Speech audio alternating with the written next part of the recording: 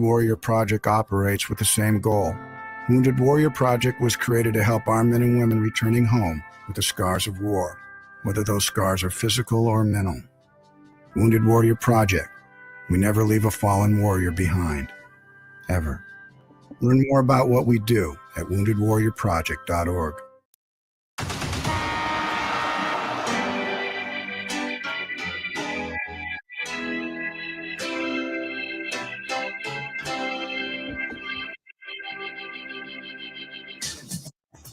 Now, from Wichita's most listened to sports radio, 97.5 and 1240 KFH, this is Sports Daily with Jacob Albrock and Tommy Kester. Well, hello there, everybody. Happy Wednesday to you. Happy Hawaiian Shirt Wednesday to those who celebrate. It is Jacob Albrock and Tommy Kester here, coming to you in all kinds of ways. Over the air on KFH, 97.5, 1240 AM. On our video streams on 12 News Connected, Facebook, YouTube, X. Glad to have you all with us. All the different ways we take you in here and you take us in. We appreciate it. The Odyssey app, the iHeartRadio app. It's all a lot of fun. Thanks for being here with us. We've got a fun show coming up today for you. We have Wichita State Athletic Director Kevin Saal joining us in just a few minutes. We have Shreyas Laddha, our KU Insider, joining us as well on the show today. The Royals get a big win last night. We are inching closer and closer to college football season. We are closer to the NFL season. It's all coming for you. It's all what's on tap today, brought to you by the Wichita Brewing Company. The just-announced Kansas Lager Fest joined WBC along with more than a dozen more breweries for samples in celebration of the crisp, clean brews known as lagers. Go to www.wichitabrew.com to get your tickets now. Tommy, good morning. How are you? I'm good. Another busy day today. A little bit of breaking news in the NFL this morning. James Cook and the Bills, they reached an agreement on an extension. He gets his bag, 4-year, $48 million extension for a guy that's become one of the NFL's best running backs. And there was a brief contract dispute from him and threats of holding out and that sort of thing. But he gets his money. There aren't a lot of running backs out there that do get paid like that, and he's one of them. Yeah, we've seen him. We've seen Kyron Williams get that this offseason. Maybe there's a chance and a hope that, Isaiah Pacheco could have a big year and actually get paid. Remember, he was such a late draft pick. It's going to be a while before he makes any real money if he can stay healthy this year. But look, the running backs, Tommy, are getting paid. Christian McCaffrey got paid. We're seeing guys get paid. Maybe this is good news for Breece Hall. The position that was sort of forgotten about for the few years has gone away. This is the ebbs and flows of the NFL. This is how it goes. Now all of a sudden running backs have value again. Derrick Henry, two of the big contenders, Derrick Henry with the Ravens and now Cook with the Bills. We know McCaffrey's getting paid for the 49ers. We know Saquon Barkley's getting paid for the Eagles. Mentioned Kyron Williams for the Rams. A lot of these good teams in the NFL are paying running backs now. And I think, doesn't that warm your heart a little bit after the position was just being so disrespected for, 4 or 5 years? Yeah, there have been so many running backs that had kind of gotten thrown in the trash a little bit, and they weren't able to make any money, or they were getting cut, or they weren't able to get extensions from their teams and all of that. I don't know as of right this second. I'm not sure I'd be totally on board with an Isaiah Pacheco extension like No. I don't mean that. A 4-year deal for a guy that runs like crazy and, has been often injured.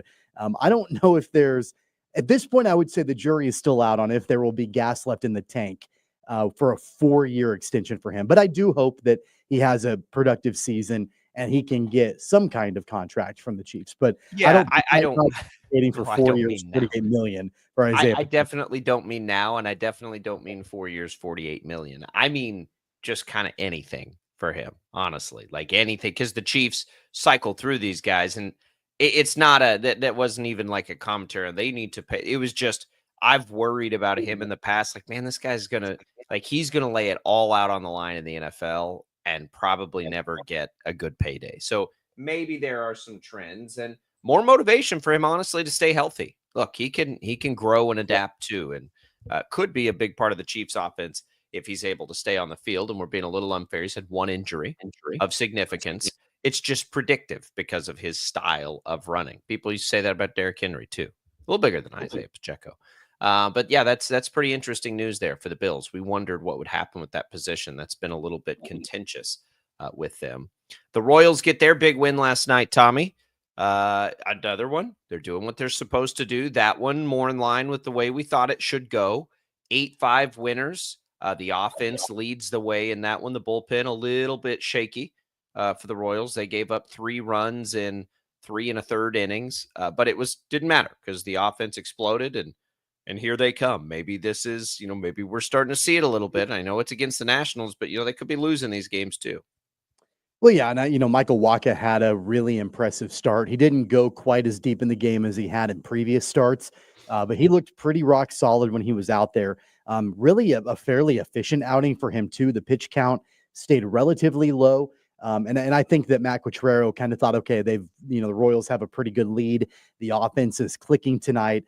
We don't necessarily need Wacha to go 7 or 8 innings and throw a bunch of pitches. Let's go ahead and turn it over to the bullpen. And it was a little bit shaky at times from the bullpen pieces, but when it mattered the most in the 9th inning, they actually called on Lucas Erceg to give Carlos Estevez a night off. And Erceg went 1-2-3 in the 9th and earned only his 2nd save of the season. Well, he was the primary closer for the back half of the year last year before the Royals went out and acquired Estevez. He hasn't had a whole lot of save opportunities, but he was able to take advantage of that. And that was it was a really quick 9th inning too. The Nationals really didn't put up much of a fight, even though they were only a couple of runs down. So that was good to see. And then, offensively, it was an explosion for the Royals and specifically with Vinny Pasquantino. He had 5 RBIs on the night, hit a massive 3-run home run that was a rocket out to right field. That was pretty exciting to watch. He had a really good offensive game, and that was great to see.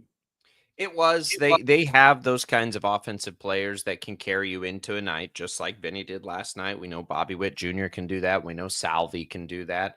Heck, Michael Garcia has been able to do that this year. I've always thought that's what, could be a big part of why they could have a really extended stretch of baseball. But they're going to have to pitch, and it was nice. I'm with you. Estevez needed a night off. And it was good to get him one. And now they come back to day baseball. And if they need him today, he'll be locked in and ready to go. And that's big. You got to be able to do that kind of stuff. On top of that, too, I think the Royals have shown over the last week or so that they're committed to not have Jonathan India bat leadoff. It's been either Mike Yastrzemski or Michael Garcia. They've kind of gone back and forth, and India has moved down the lineup. And he paid it off last night. He had a 2-run homer that was a great at bat for him, got the ball out of the ballpark to add to that lead for Kansas City. I don't think it's the worst thing in the world to move him out of the leadoff spot, especially if you've got a couple of guys in Garcia and Yastrzemski that can split that role and they can be effective at the very top of the lineup too. Yeah. It's good. Now they got day baseball today. Finish off the sweep. It is the Nationals. It would be nice. Hey, want to tell you that Sports Talk right here on KFH presented by Paramount Plus. You can't count on much these days, but you can count on Sundays with the NFL on CBS and Paramount Plus. Watch your local NFL game live every Sunday on CBS, KWCH 12, and Paramount Plus all season long. Visit ParamountPlus.com/NFL to get started today. We are so close and cannot wait for those CBS games over the Friends on 12 News. It's going to be a blast. We're going to get college football before that. Again, Shreyas Laddha coming up in the next hour. We'll talk a little KU. No love in that AP top 25 like there was in the coaches poll. We'll discuss that and other things. Up next, Kevin Saal, Wichita State's athletic director. It's been about a month since we've chatted. We'll get all caught up, get ready for the fall sports season, look ahead to some men's hoops, some TBT reactions. That's all next. Don't go away. It's a Hawaiian Shirt Wednesday here on Sports Daily.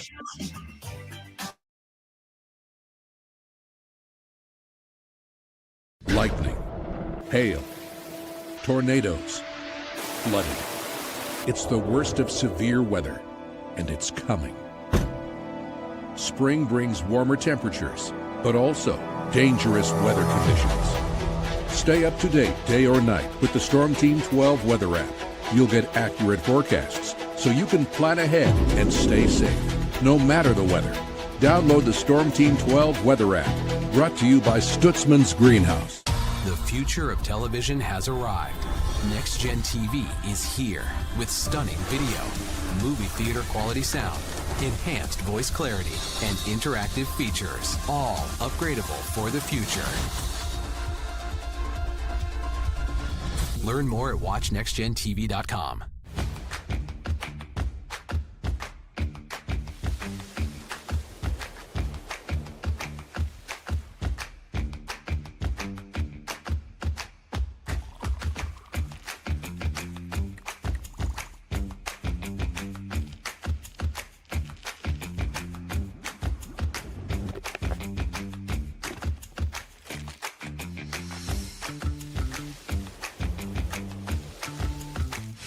The canvas of our imagination. They tell a story. Clouds affect the events of your day. Sometimes they growl, sometimes they inspire, but they're always the messengers of nature's mood written in the sky. Storm Team 12 understands the language of clouds. We're dedicated to decoding their message so you know what to expect. Behind every cloud, there is a story waiting to be told. Trust Ross Jansen and Storm Team 12, alerting you first to the impact on your life. This is Rich Eisen. Check out The Rich Eisen Show, 11 until 2 on Wichita's #1 sports station, Kansas Fan Headquarters, 97.5 and 1240 KFH.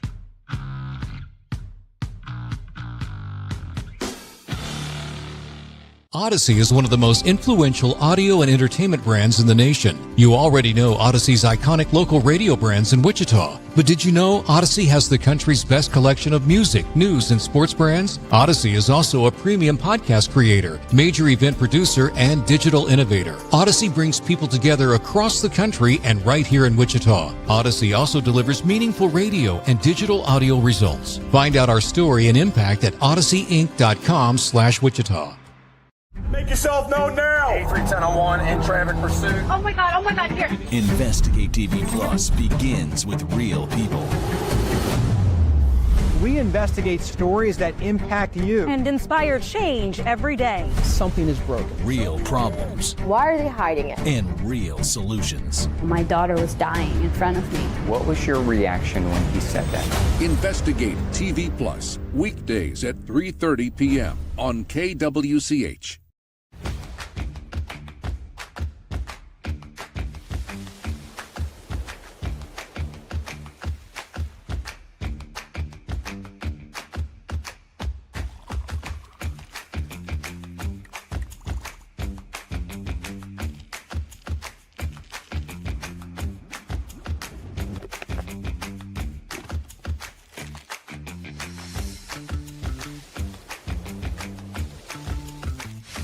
Hey, Wichita, Jim Rome here, celebrating over 25 years as the #1 midday sports talk show on Wichita Radio. Find out why. Tune into The Jungle, weekdays 11 until 2 on 97.5 and 1240 KFH.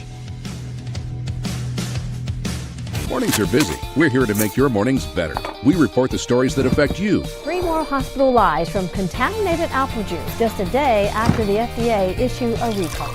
We're here to make your mornings better. Closing east and westbound lanes of K96 for repairs. With 12 News, you're prepared for your whole day. Scattered thunderstorms across the state into the afternoon. Stay a step ahead with 12 News this morning on KWCH and KSCW.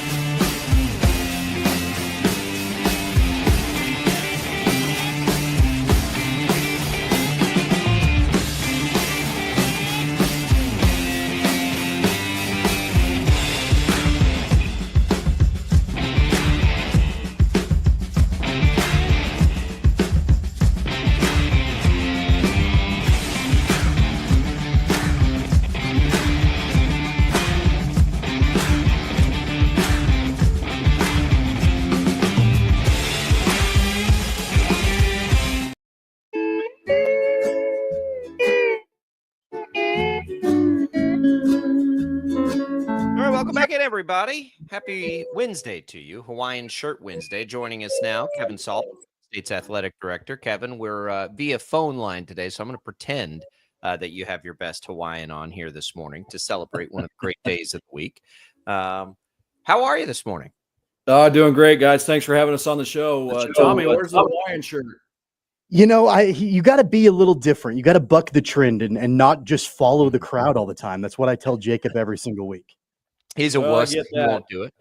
He won't do it. I'm joining you in the dress shirt Wednesday. We've got fall address with all of our faculty, staff, and students, and athletics is playing a key role in that. So I've got to dress it up a little bit and put on a show. What? There's not a better opportunity to make a statement right now that we're here to have some fun. That's right. Shocker athletics. Kevin, speaking of having fun, man, the TBT was perfect. I think you probably heard a lot of the same things we did after that, especially after that Sunday win. Like, man, this is so great. Coke Arena, we got to get this back. How much does that fire you guys up to see that sort of momentum, walk up crowds like that, the energy, the whole program celebrating? What a great time it was for Shocker basketball now and then and all over the place. It was a couple weeks ago now. Man, it was a great couple of weeks, guys. It's I'm staring right now at the tickets paid and attendance numbers, and you guys might be amazed. Like the Aftershocks played sessions 2 through 7, and I'm just going to reel off a bunch of numbers at you. But these were the announced attendances, sessions 2 through 7. We went 2,600, 2,300, 3,100, 4,400, 5,200, and then 9,000. So we take that as a significant and awesome sign of what the Wichita community does when you put a great product on the floor.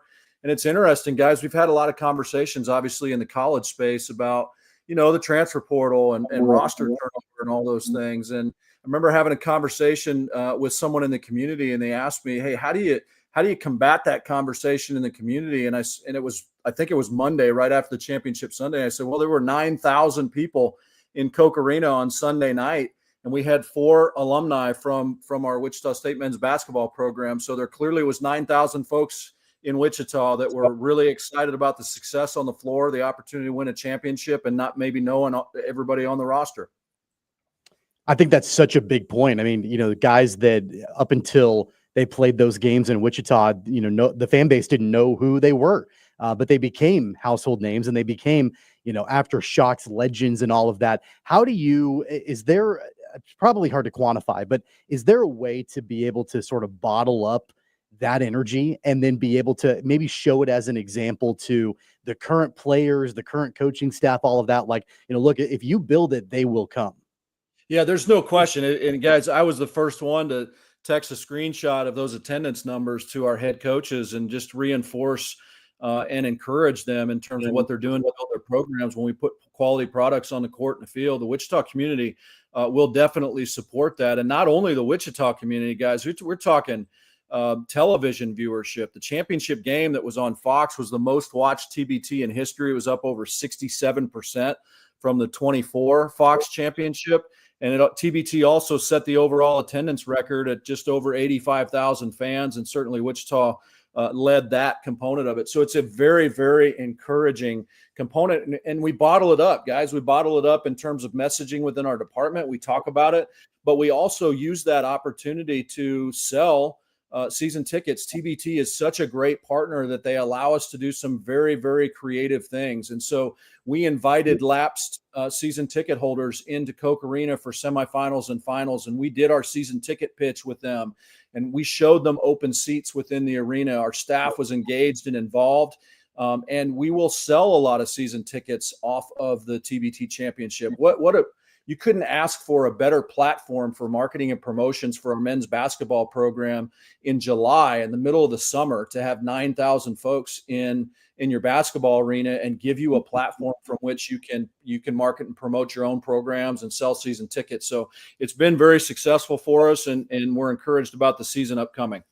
Well, and I want to people to think about what you just said for a second. Kevin Saal, Wichita State Athletic Director. Viewership records in a championship game that was played in Wichita, and we know 9,000 people weren't watching it on TV. They were there at Coke Arena. I wonder, Kevin, if that has any, and maybe you've seen this, maybe you haven't. The economy's been tight. I run a couple of businesses. Like we can all feel it out there, especially the entertainment space. I know you guys too. Maybe there's some momentum. Maybe the timing of all of this could just be perfect if Shocker men's basketball has a big year. Do you feel that way at all? I could not agree with you more. I think we have a very, very unique opportunity here. To have 9,000 folks, as I mentioned, in Koch Arena is certainly a blessing in the middle of July. Guys, that was the largest attendance inside Koch Arena since COVID. So we're talking about 5-6 years now. And so it's retraining and getting back into the habit of getting to Koch Arena. And obviously the product on the floor plays a huge component to that. And we're excited about the roster. Our guys had a chance to scrimmage against the TBT team and they beat them. Very physical game. Our guys didn't back down. We were very strong defensively. Again, early exhibition preseason, but you take the data points where you can get them. So we're really excited about that, guys. And I would tell you there's some momentum in terms of season ticket sales. We've got several hundred new season tickets sold. Our renewal process is ongoing. The renewal due date is September 15th. So we'll know when we get to the middle of September where we are there. The goal is to be in that 90 to 95% renewed range. That's a really good spot for our industry. And I think we're tracking in that 90 to 92%. So the time is now, guys. We've got the lowest season ticket that we've offered in 15 years. We have a $400 season ticket. And I'll share this quick story with you. I had a very engaged and generous donor that approached us and said, hey, we want to give to the roster resources. We want to help you guys recruit and retain talent, but we don't just want to write a check. We want to see if we can do it in a creative way. And so long story short, where we landed is this gentleman's going to buy 50 of our $400 season tickets, right? So a $20,000 spend that's going to end up going into revenue and roster resources and all those things. But at the end of the day, he said, what's most important to me is to support the program, to get people in those seats. And so we've partnered with Big Brothers Big Sisters, and they'll have 25 sets of tickets that they will offer to their big and little pairs. There's over 700 pairs in the Wichita community. And so it gives them an opportunity. It helps Big Brother, Big Sister recruit volunteers. And those are the types of impacts that we're looking for, right? There's revenue involved in that. There's people in the seats. There's investment in the community. And so you'll see a story on that here in the next couple of days. And obviously we'd love to expand that program, and a $400 season ticket allows you the opportunity to do that. Speaking of Koch Arena, Kevin, we're knocking on the doorstep of the upcoming sports season for Wichita State in volleyball right around the corner. We're a couple of weeks away from the first volleyball match. What do we know about the squad of obviously Chris Lamb as head coach? What do we know about the way that season's set up? Yeah, we've got 4 starters coming back, and Chris would tell you, I think both publicly and privately, that they have assembled a recruiting class that might be their best in the last 5 to 7 years. So they've got some depth. They've got some experience. They've done a nice job in both the portal, but also recruiting freshmen. So that piece has been really good. The schedule's loaded again, as it always is every year, guys. The first weekend, the Shocker Volleyball Classic, August 29th through the 31st. We've got Kennesaw State and Arkansas in here, which is really, really good. We play at BYU in their tournament, so we'll pick up some great strength there. We've got K-State, KU, all those things. So a really good schedule, and I expect us to be ranked relatively high in the preseason schedule with the American. Again, some good depth. We've got athleticism. We've got experience. We've got starters coming back. So we have high expectations for our volleyball program coming off their first NCAA tournament and conference championship last year in 7 years. Could you guys feel that momentum at all in the offseason from last season? Was that something tangible that, even off the court, you guys have been able to use? Yeah, I think so, man. When you're hosting young women on your campus and you've got beautiful facilities to show them, you've got an experienced and very capable staff that's invested in their development and success. You walk into the basketball office and there's a conference championship trophy on the front desk with an NIVC championship trophy from a couple of years ago. We certainly are trending in a much better direction, and Coach Lamb and his staff are to be credited for that. But most importantly, just the hard work of our student athletes and our student athletes and families that have trusted Wichita State to come here and build a championship program. It's been a minute, Kevin, since we talked about facilities. Of course, it wasn't that long ago that the big topic of conversation was the project at Cessna Stadium and all of that. How are things looking overall, facility-wise, the projects and all the different things you guys are working on? Yeah, I appreciate you asking that question. We finished up the softball indoor over at Wilkins, full indoor infield turf. So what a phenomenal facility for our softball program. Sydney McKinney took the first swings as we were hosting AUSL this summer.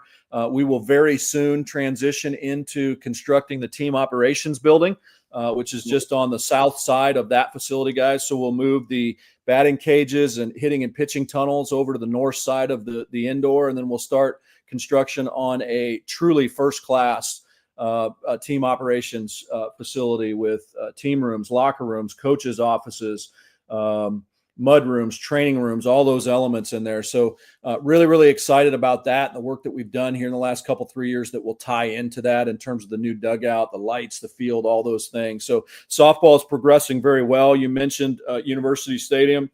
As you guys know, we finished up the first phase on the east side prior to State High School track, and that went over very well. We had plenty of spectator seating. I know that was a concern for a lot of folks, and it set up very, very well in terms of the designed areas for team camps. Guys, the weather obviously helped, but last year we set an attendance record over that two-day event of just barely over 30,000.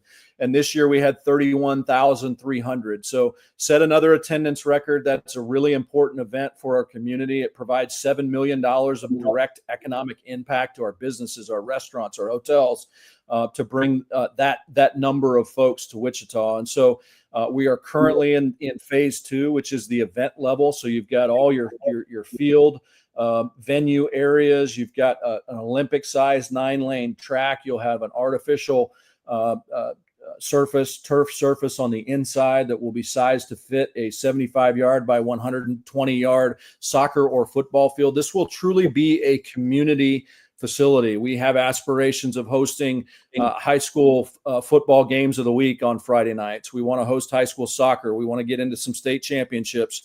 And it will pave the way down the road for us to seriously consider adding women's soccer to our sport portfolio. And we've got some other really great opportunities on the horizon that we're discussing now. And it's all because President Muma and our university are investing significantly in University Stadium. So we'll finish up that event area. We'll get into State High School track in 26, and then we'll start the larger project, which is the west side. Kevin Saal joining us, Wichita State's athletic director. Before we let you get to the day's busy activities, back to school, let's talk about Shocker basketball, not the aftershocks. This crew's been on campus now for, I don't know, month, maybe month and a half. What are you hearing from the coaches? Is this group, bringing the optimism that we know we talked about earlier and how valuable that can be? Yeah, I appreciate you asking that. Yeah, it's a great summer. We've got a great group of young men that are, I think immediately you could tell that culturally they really enjoy being around each other, and that's everybody on the squad. And so that piece is really encouraging to see that they enjoy being around each other. They work hard, incredibly competitive. Now, Jacob, I would tell you, and Tommy, that everybody feels great about their roster in August, right? Because you've had a great summer. There's been very little adversity. They crushed it in the weight room. They did a really nice job there. And what I will tell you is I've watched, so just my personal observations, it's an incredibly competitive group. We've got 4 guys that when you talk about where we've improved on the floor, you got 4 guys that shot better than 40% from 3 at their previous institution. And so we feel really good about being able to stretch the defense a little bit in terms of effective shooting outside. We've got 2 very different centers in Will and Emmanuel. Will's 7'2", quick feet. He's quick up and down the floor, can score with his back to the basket. So he's got some post moves. Emmanuel is an absolute load. 6'9", 240, I think, 230, 240. And he has a motor that just won't quit. And so really good class that we felt like coming in. And as I mentioned, guys, they scrimmaged the TBT, and I had an opportunity to engage with Zach Bush, a couple of the players at an FCA event. I asked those guys, I said, hey, what did you think of our club as you scrimmaged them? And the resounding response was incredibly physical. They were not scared. They did not back down to the physical style of TBT play against guys that were 26 to 34 years old. Shot it well. And the piece that I think is most encouraging for the Wichita community is Zach Bush told me, he said, man, you guys did not miss one pick and roll defense. You guys were prepared for it. You defended incredibly well. You were really physical. You rebounded well. And those are all the trademarks that resonate in the Wichita community as it relates to what they want from a Wichita State men's basketball program. So just would encourage folks, man, now's the time to get on. We've got our cheapest season tickets in 15 years. They can call 316-978-FANS, and we'll get you taken care of. It's a great time to jump on board. There it is. There's the number. Let's fill up Koch Arena this season. Man, it was too much fun not to. Kevin, we appreciate it. We'll have a couple more conversations. Not many before we're into that season as well, which is just all crazy. Right, guys. Thanks so much for having us on the show, and go Shockers. There goes Kevin Saal. Good stuff there. Go back and check any of it out that you might have missed on the Odyssey app, Tommy. It was everyone had the same reaction. Every single person had the same reaction. Man, that was awesome. We got to get that back. It was the biggest crowd since COVID. It was certainly as loud as any crowd I've seen. And I've been in there for a couple of the real premier games since, where it's been close to capacity and all that stuff. But yeah, people are just ready for it. You couldn't walk out of that arena that day without people looking at you just kind of with it's like that universal head nod. Like you're walking out and everybody just kind of gives each other the, yeah, that's right.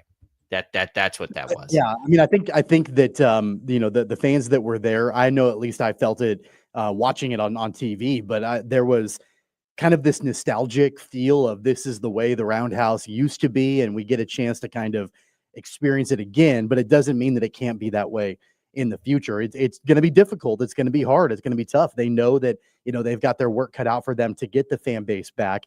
The product on the court, I mean, winning cures all, so that's first and foremost. But then all the different things that I know the university is trying to implement with season ticket pricing and fan experience and amenities and all these different things, that all plays into it. It's like a big pot of stew, right? You got to get all the ingredients right. And once it's mixed together in a great way, that's when it's fantastic. And so, like it's a challenge. It's an uphill climb. But I think if anything, that final in the TBT, it shows that it can be done again. Are you buttering me up, Stu talk on Hawaiian Shirt Wednesday? I knew you would like that analogy. I knew, you're right there. You love soup. So I figured that would get you going. So I was right behind the national broadcasters, and every breaker moment, I was just watching them, and they would just look at each other, just these big grins on their face. It's a badge of honor. Koch Arena is, I think, for the community to be as loud and rowdy as any venue in the country. It is as loud as any venue I've been to, hands down. When it gets 100%. rocking, Absolutely. and people it's a badge of honor. Like when I first moved here, right in the height of Shockers, when it was fever pitch, I tell people about it all the time. I'm like, man, you got to get down here and come to a Shockers game. Like, this is incredible. And you do. It's a community effort to have it going like that. So hopefully that works out. And the basketball's good. I'm hearing a lot of not just from Kevin there, but from people. I'm hearing positive things about this group. So hopefully it works out. All right, we're going to come back. We got lots more Sports Daily. We'll get into some of the happenings yesterday when we return. Don't go away.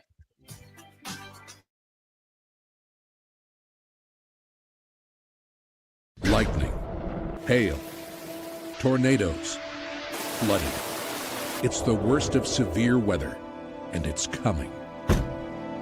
Spring brings warmer temperatures, but also dangerous weather conditions. Stay up to date day or night with the Storm Team 12 weather app. You'll get accurate forecasts, so you can plan ahead and stay safe, no matter the weather. Download the Storm Team 12 weather app, brought to you by Stutzman's Greenhouse. The future of television has arrived. Next Gen TV is here with stunning video, movie theater quality sound, enhanced voice clarity, and interactive features, all upgradable for the future. Learn more at watchnextgentv.com.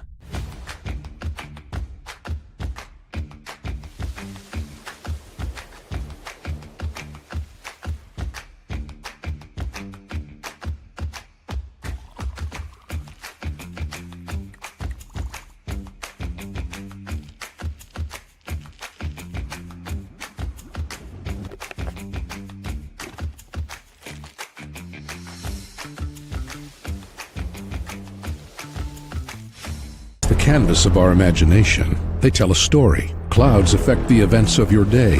Sometimes they growl, sometimes they inspire, but they're always the messengers of nature's mood, written in the sky. Storm Team 12 understands the language of clouds. We're dedicated to decoding their message so you know what to expect. Behind every cloud, there is a story waiting to be told. Trust Ross Jansen and Storm Team 12, alerting you first to the impact on your life. This is Rich Eisen. Check out The Rich Eisen Show, 11 until 2 on Wichita's #1 sports station, Kansas Fan Headquarters, 97.5 and 1240 KFH.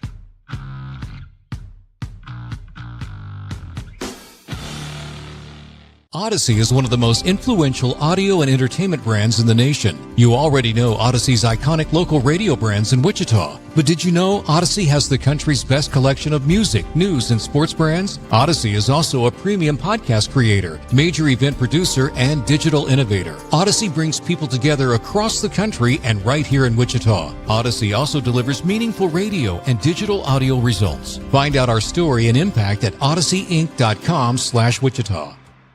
Make yourself known now. 31001 in traffic pursuit. Oh my God, here. Investigate TV Plus begins with real people.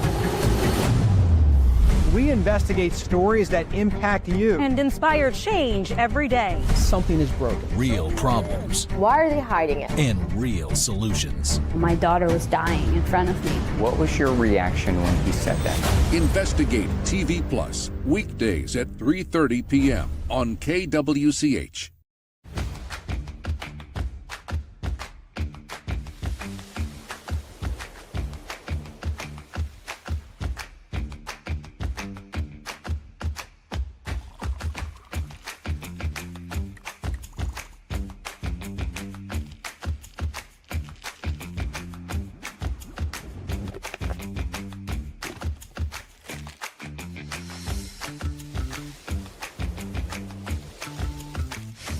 Hey, Wichita, Jim Rome here. Celebrating over 25 years as the #1 midday sports talk show on Wichita Radio. Find out why. Tune into the jungle, weekdays 11 until 2 on 97.5 and 1240 KFH. Mornings are busy. We're here to make your mornings better. We report the stories that affect you. 3 more hospital lies from contaminated apple juice just a day after the FDA issued a recall. We're here to make your mornings better. Closing east and westbound lanes of K96 for repairs. With 12 News, you're prepared for your whole day. Scattered thunderstorms across the state into the afternoon. Stay a step ahead with 12 News this morning on KWCH and KSCW.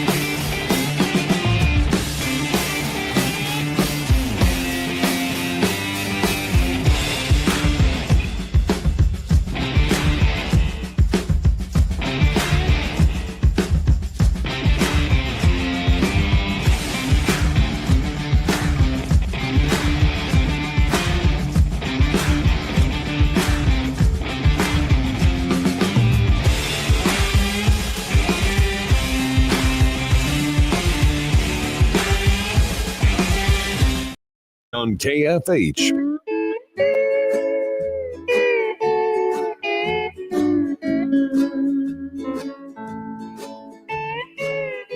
Welcome back in, everybody. Just a nice, calm, casual Hawaiian shirt Wednesday for you. Get you through the middle part of the week. No big deal. We'll all get there. It'll be a party before we know it. Good luck to all those kids going back to school today, tomorrow, the next couple of days. Those kids that are already back in school, to those parents out there. It's a crazy time of year. We hope you're doing good. You do get one more opportunity this week to celebrate with the summer concert series. Summer's almost over. It'll be at Napsker Park. This weekend series returns with the Roadhouse Saints live on stage. Gates open at 6:30. Show starts at 8. Enjoy free live music, food trucks, and Friday night fun all summer long. You can find the full schedule at kfhradio.com. KUInsider.com. We will be giving away some HTO later. Tommy, while we're here, let's give away some golf. Let's give away some Swing 365 golf. It's a private simulator over on the east side. You get a week's access. They've been kind enough to grant that to our listeners. We'll be picking a winner here. Get a free week in the simulator. All you got to do to win that is text the keyword SWING to 20357. Swing to 20357 to get your access to a week's worth of simulator action there. Tommy, we come back in. Let's talk Royals. We briefly touched on it. The game against the Nationals, they get day baseball today. They're back to 500. They've struggled putting any extension on those games over 500. But what better opportunity than tonight? When you're playing the Nationals, you got a chance for the sweep. It's day baseball. You're running out of time. They're 120 games into this thing, and you got your ace, Seth Lugo, on the mound. This is it. Go finish the job and then get into that day off and catch your breath a little bit. I heard the broadcasters last night on TV say that this was the third time in the last 11 days that the Royals have been back at 500. So I feel like it's like a broken record. Like we come on this show every few days and say the Royals are back to 500, and they've gotten there. They've not been able to get up over the hump. They fall a game or two under 500, then they win a couple and get back up there. It's been 2 months. Can you believe that? 2 months since the Royals have been over 500. You have to go all the way back to the middle of June, the last time that they were over 500. And they've got an opportunity now, like you mentioned. You lined out all the reasons why the Royals can get over 500 with a win tonight, with Seth Lugo on the mound against a team that you've been able to beat up on a little bit over the first two games and show why you have the potential to be a playoff team. I mentioned on the show yesterday, I think it was on our sign-off, that I was hoping that we would be talking today about what it would take for the Royals to sweep the Nationals. And we're in that position right now. We're in that place right now with their ace on the mound. He didn't have a very good outing his last time out.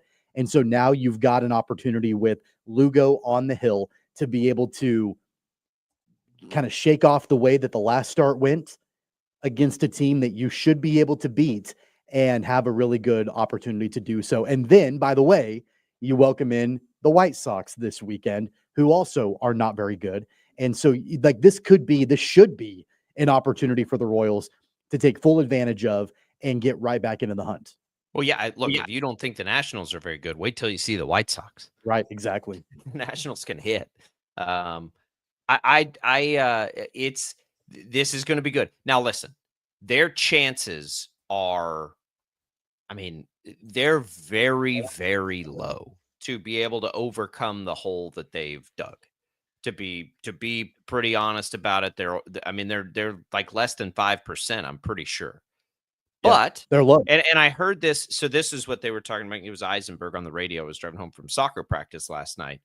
A couple of the issues that they face in that are that they do not have tiebreakers against the Red Sox, against the Yankees. I think I don't know if it's impossible yet, but they may not be able to get the tiebreaker against Texas. Like all these teams they're trailing, they also have a tiebreaker loss to. So while they're actually 7 games back of the Mariners aren't one of them because they'll play them still. So let's say the Red Sox, as they're actually 5.5 games behind the Red Sox, they're actually 6.5 games. The Yankees, they're 4 games back. Technically, they're actually 5 games back because we already know they don't have those tiebreakers.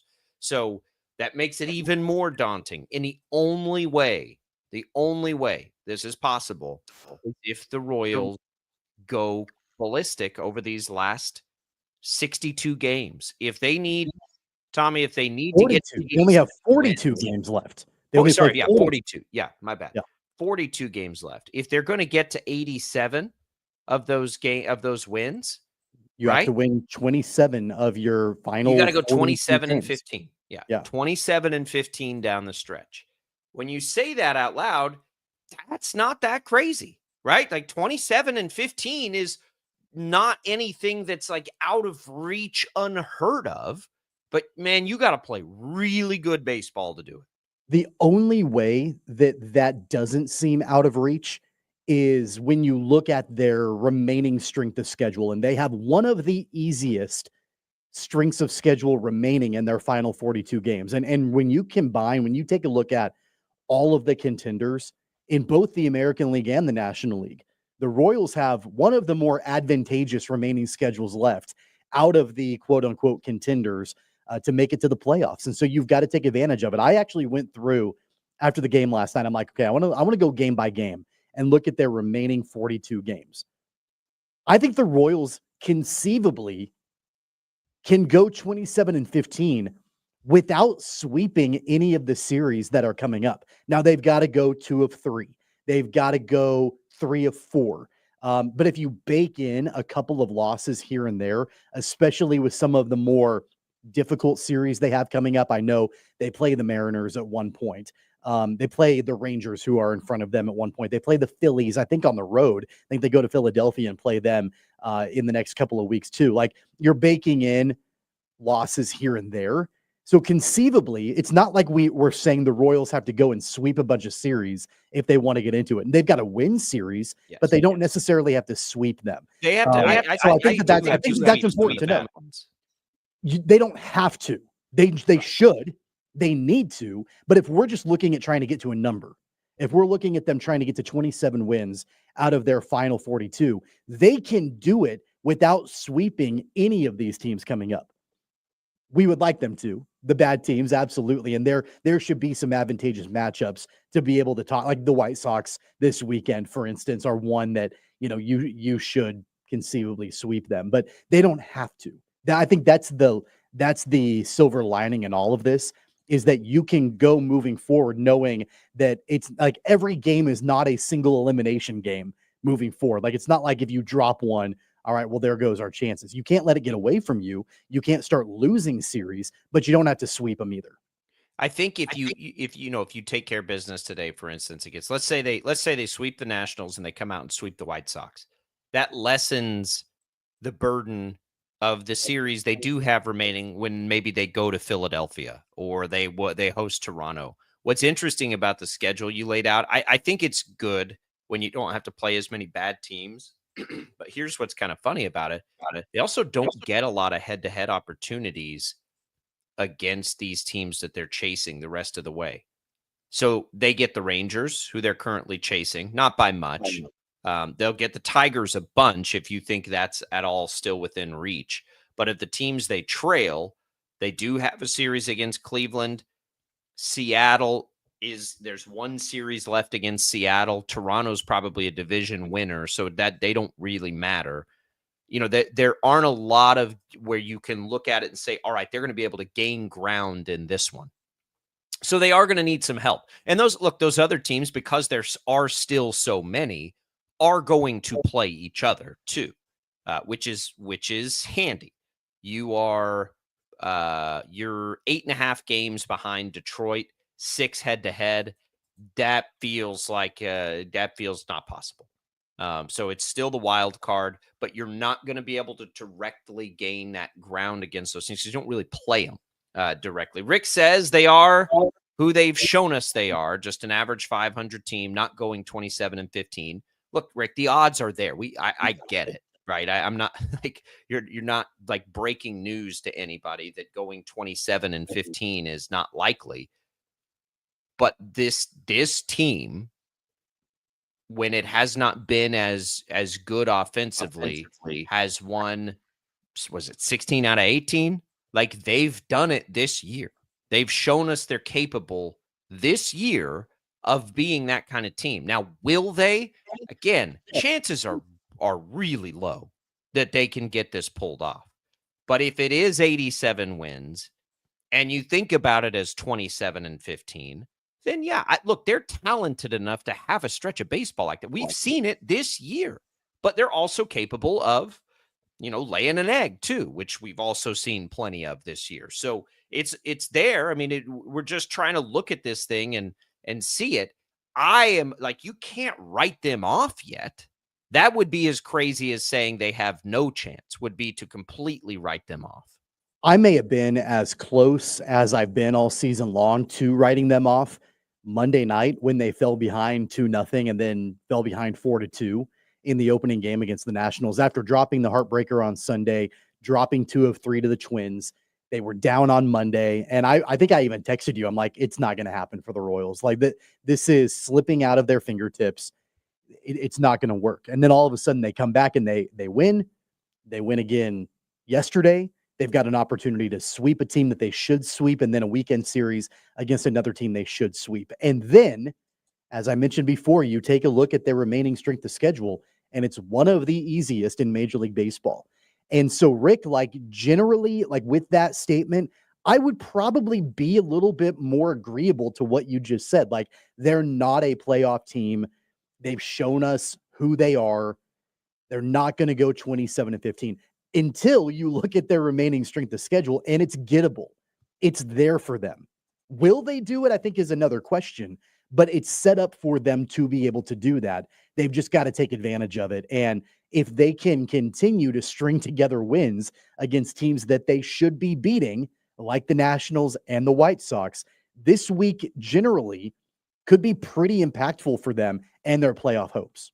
I mean, they're a weekend. They're a positive weekend away from being 2 games out in wild card, right? It's if you ask me right now, are the Royals going to make the playoffs? And I have to give you an answer.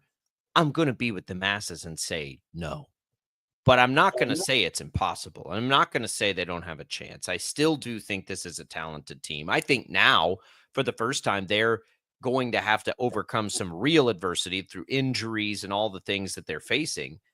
But again, like, for all the reasons we've thought this was a talented roster, can they go 12 games over 500 in a 42 game stretch? Sure, they can. Yeah. By the way, we don't even know that it's going to be 87 wins. It could be 85 wins, right? Well, like it could be 90 too. And we don't know, but that's probably a nice little dart throw at a number that they've got to reach, I would imagine. So it could be more than that. It could be fewer than that. Time will tell. One other quick note. I don't know if you saw this or not, but in his first rehab game back, Jack Caglione raked. Like, he absolutely raked. I think he was 4 for 5, had a bunch of RBIs. Like, he was outstanding. I say keep him there for another couple of weeks. Let him get that confidence built back up before you bring him back up to the bigs. Yeah, that's going to be some really interesting stuff as that goes through. All right, we're going to come back. We got another hour of Sports Daily. Don't go away.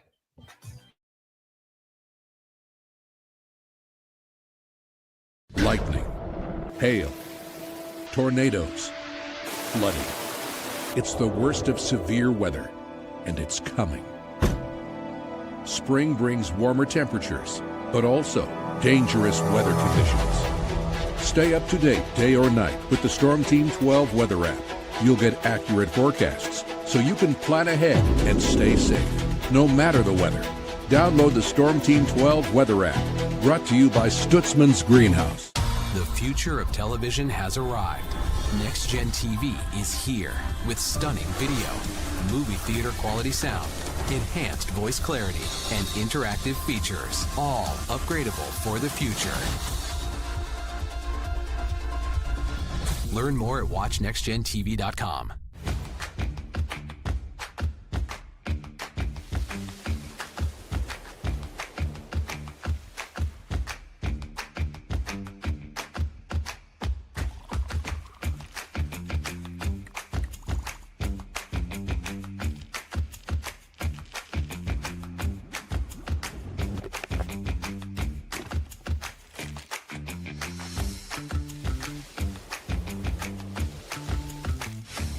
Canvas of our imagination. They tell a story. Clouds affect the events of your day.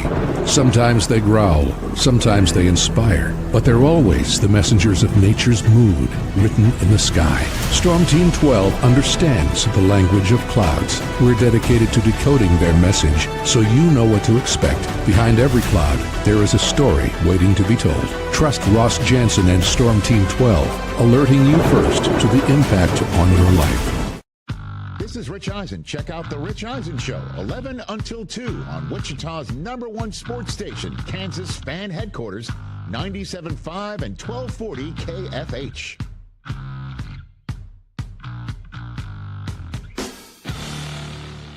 Odyssey is one of the most influential audio and entertainment brands in the nation. You already know Odyssey's iconic local radio brands in Wichita. But did you know Odyssey has the country's best collection of music, news, and sports brands? Odyssey is also a premium podcast creator, major event producer, and digital innovator. Odyssey brings people together across the country and right here in Wichita. Odyssey also delivers meaningful radio and digital audio results. Find out our story and impact at odysseyinc.com/Wichita. Make yourself known now. 310-1 in traffic pursuit. Oh my God, here. Investigate TV Plus begins with real people. We investigate stories that impact you. And inspire change every day. Something is broken. Real problems. Why are they hiding it? And real solutions. My daughter was dying in front of me. What was your reaction when he said that? Investigate TV Plus, weekdays at 3:30 p.m. on KWCH.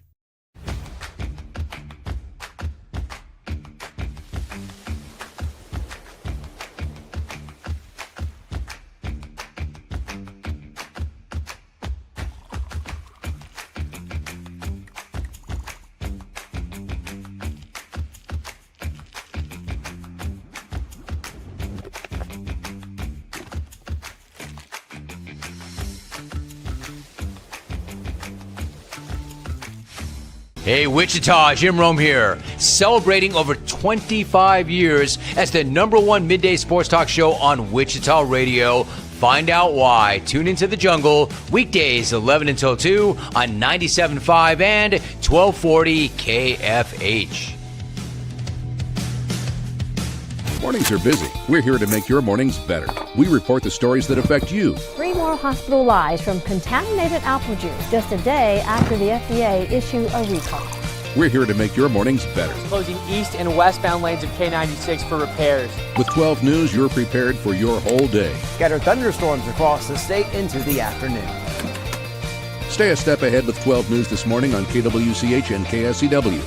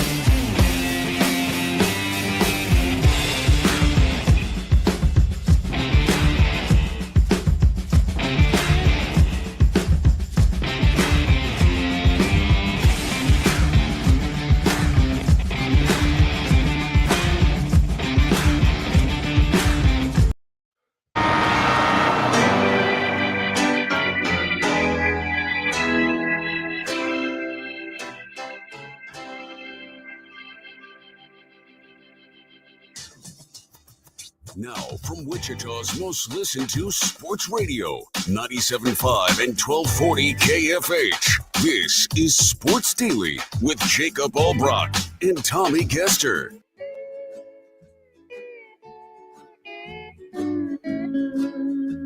All right, welcome back in, everybody. It is a Wednesday. It is a Hawaiian shirt Wednesday. Shreyas Laddha joins us later in this hour, our KU Insider. Get you ready for football next weekend. It is, it is close. It'll be here before we know it. Can't wait until we're sitting here on a Monday, Tommy, recapping a weekend, taking it through the week, getting you ready, preps. God, it is like the anticipation of football, whether you're a bigger college or an NFL fan, like whichever one it is, it's as exciting a time of year as there is. Opening day of baseball, Tommy, is wonderful, but it's like this countdown. You get your fantasy football drafts coming up. You're getting ready for week 0 now. So it's even a week earlier, but then those first Monday night, the first Thursday night NFL game, which, by the way, I've been looking ahead to on some betting. Yes, I've been looking at early lines and not going to be long before we start talking about against the spread and who we like. Yeah, no, next week we'll do our predictions that we do every year in the NFL. We'll take you through. We'll give you division winners. We'll give you Super Bowl champions. We'll do all that. We'll do a lot of that next week. We're still cycling through and sort of trying to sort through some things in the NFL as we get ready for that. Some headlines and things we'll get to. If you missed any of Kevin Saal, you can go back and listen to that on the Odyssey app. Good stuff there in the first hour. But what we have left is coming to you. It's What's on Tap, brought to you by the Wichita Brewing Company.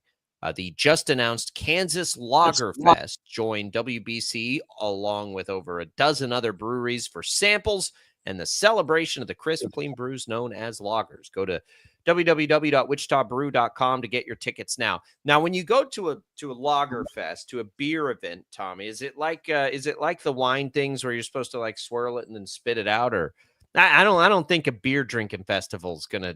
There ain't anybody in the world subscribe. I don't subscribe to that either. Wine tasting, but no. It's you put on your. You put on. I mean, if you get after. If you're swirling beer around in your mouth and spitting it out, you're liable to get yourself beat up at one of these events. That's exactly right. So I hope you don't do that. No, I don't do that at the wine place, much less the beer tape. But be careful if you show up. Don't bring a wine glass to a beer drinking event. It's like don't bring a knife to a gunfight. Don't bring a wine glass to a beer drinking event. You get yourself into a little bit of trouble. That sounds like a good event though. We appreciate Wichita Brewing Company for bringing you What's on Tap each and every day here on the show. Some headlines. We mentioned this off the top. James Cook, 4-year deal, $30 million guaranteed.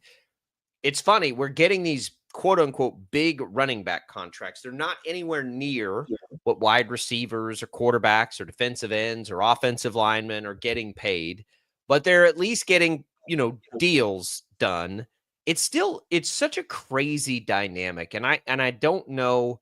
Look, it's better than it was a couple of years ago, but the guys who touch the ball offensively as more than anybody besides a quarterback just have, their market value is, even as some of them are getting paid, it's so much lower than the other positions. And I know it's replacement value, but could you have imagined in like the 80s or 90s, telling NFL fans like, yeah, the running back's not really that valued of a position. Be like, you're nuts. You're crazy. Yeah, like we're not going to pay Emmitt Smith or Barry Sanders or, any of those guys. It's a different world than it was back then now. I think a lot of it, I know it's dollar amount, but I think a lot of it is length of contract, the tread on the tires. I mean, and it's shown year after year after year that the physical abuse that a running back takes, especially a bell cow running back, a guy that gets the ball a lot, that you end up with, it's a fairly risky contract if you lock them in for a long period of time. I would say really recently, the only running back that has sort of bucked that trend is Derrick Henry, who's been able to be a bell cow running back, stay relatively healthy, and continue to do it year in and year out. But other than that, I mean, I know Saquon Barkley is one of the best, if not the best in the NFL, but it's not like he's been in the league for 10 years yet, to be able to prove that theory. So I think that's a huge reason why we're not seeing these huge contracts for running backs. It's not even necessarily the amount of money. It's about the length of the contract. Well, it is. And what I think is so interesting, and you're going to roll your eyes at this, but this is sort of what I'm, like when it gets to like paying Micah Parsons or paying JJ Watt or some of these guys, are you really going to tell me that Micah Parsons is more than 2 times more valuable than Saquon Barkley? Because that's the contract he's commanding. And my answer to that would be absolutely not. No chance. Would I be interested in paying a defensive end $45 million a year? Because some of the most impactful players, like to me, it's quarterback and quarterback only. And then everywhere else, I've got to be looking for value. So when I see some of these other positions and the contracts they get, like even offensive linemen, okay, that's protecting the quarterback, right? Fine. If you need to get to that level, okay. But sometimes these trends, like these edge rushers, these wide receivers, man, I don't know. Like at some point, I think they price out their true impact. And we're talking about a salary cap too, right? You've got only so much you can use, which is, of course, a big piece of it. If we didn't have a salary cap, it'd be like, well, yeah, pay everybody all. But when you have to, like, I'm looking at this as seeing, Saquon Barkley, Christian McCaffrey, Derrick Henry. They're the 3 highest paid running backs. Is it a coincidence that those are the 3 favorites for a Super Bowl this year? Also inside the top 6 is Josh Jacobs. Aaron Jones got a free agent deal. He's up there. So outside of Kamara, right, who got his deal a while ago when the Saints were still good, Jonathan Taylor, depending on what you think of the Colts, like the top 5 or 6 guys are all on good teams. I'm trying to look at those kinds of trends, right? Like these teams investing in that position, if they find the right player, of course, it pays off for them. Look at the pass rusher. TJ Watt, Max Crosby, Myles Garrett. They all play for crap teams. No offense to those teams. Who's the anomaly? What team's the anomaly? It's the Chiefs, right? Like there's not they're not investing a ton of money in the running back room. And they're a Super Bowl favorite too. So I mean, it just kind of it goes to show there's a bunch of different ways to skin a cat. At the end of the day, I don't even know if I necessarily like the comparison of Micah Parsons versus Saquon Barkley for value and contract. I almost would rather have the conversation, is Micah Parsons 4 times more valuable than James Cook is? I mean, James Cook just signed that contract for $12 million a year, and what Micah Parsons wants is about 4 times that. And so I would almost rather assess that. Like, would you rather have James Cook at running back for the Bills, or would you rather have Micah Parsons at defensive end for the Cowboys at 4 times that contract? And honestly, I think I'd rather have Micah Parsons at 4 times. And it's nothing against James Cook, but they've got, Josh Allen. They've got a great offense regardless if they have James Cook out there or not, where the Cowboys absolutely, in my opinion, have to have Micah Parsons on the field. Okay, I've done this before, and I can't remember if I've done it here, so bear with me for just a second. I'm going to give you a list of the highest paid defensive linemen, and remember that Parsons wants to be the highest. But TJ Watt, Myles Garrett, Danielle Hunter, Max Crosby, Nick Bosa, Josh Hines-Allen, Brian Burns, Montez Sweat. Okay, you're looking at Steelers, Browns, Texans, Raiders, 49ers, Jaguars, Giants, Bears. Those and like maybe the 49ers. None of those other teams are going to win a Super Bowl. None of them. I think the replacement value is being overhyped on these. And look, these NFL teams know more than I do, and every team is different.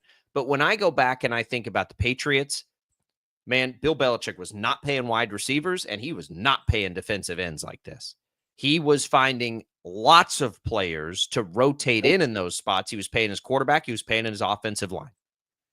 So I just – and Chris Jones is the ultimate outlier in all of this for me, but he's not an edge rusher. He affects every play. He's in effect on every single play. Run, pass, doesn't matter. He's coming up the middle.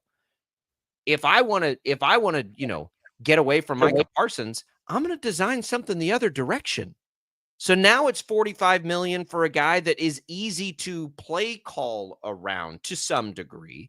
And I'm not saying edge rushers aren't valuable. It's just like, are they that much more valuable than replacement value?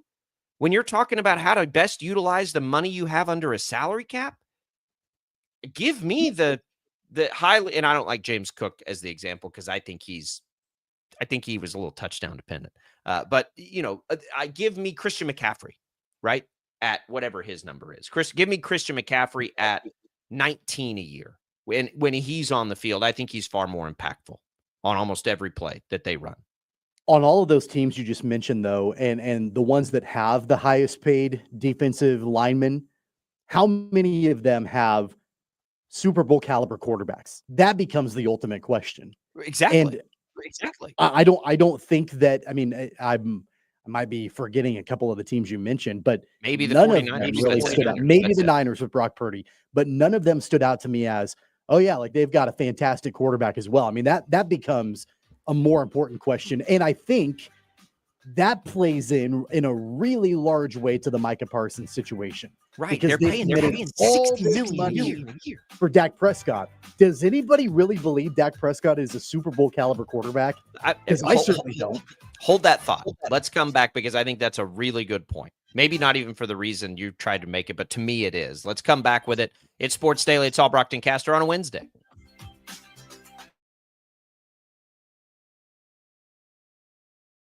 Lightning, hail, tornadoes, flooding.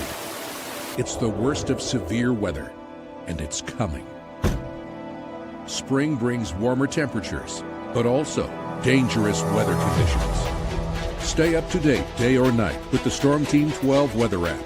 You'll get accurate forecasts so you can plan ahead and stay safe, no matter the weather. Download the Storm Team 12 weather app, brought to you by Stutzman's Greenhouse. The future of television has arrived. Next Gen TV is here with stunning video, movie theater quality sound, enhanced voice clarity, and interactive features, all upgradable for the future. Learn more at watchnextgentv.com.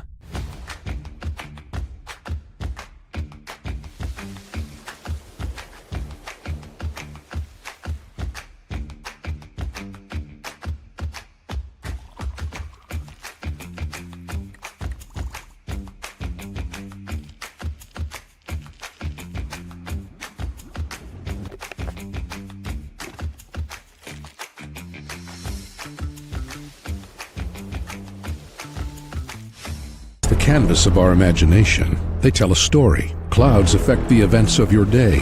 Sometimes they growl, sometimes they inspire, but they're always the messengers of nature's mood, written in the sky. Storm Team 12 understands the language of clouds. We're dedicated to decoding their message, so you know what to expect. Behind every cloud, there is a story waiting to be told. Trust Ross Jansen and Storm Team 12, alerting you first to the impact on your life. This is Rich Eisen. Check out The Rich Eisen Show, 11 until 2 on Wichita's #1 sports station, Kansas Fan Headquarters, 97.5 and 1240 KFH.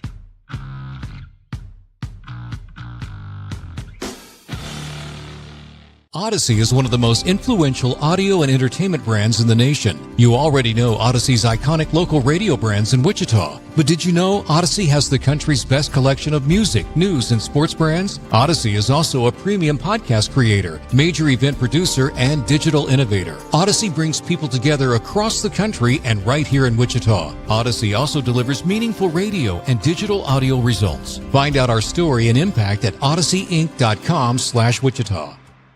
Make yourself known now. 831001 in traffic pursuit. Oh my God, here. Investigate TV Plus begins with real people. We investigate stories that impact you. And inspire change every day. Something is broken. Real problems. Why are they hiding it? And real solutions. My daughter was dying in front of me. What was your reaction when he said that? Investigate TV Plus, weekdays at 3:30 p.m. on KWCH.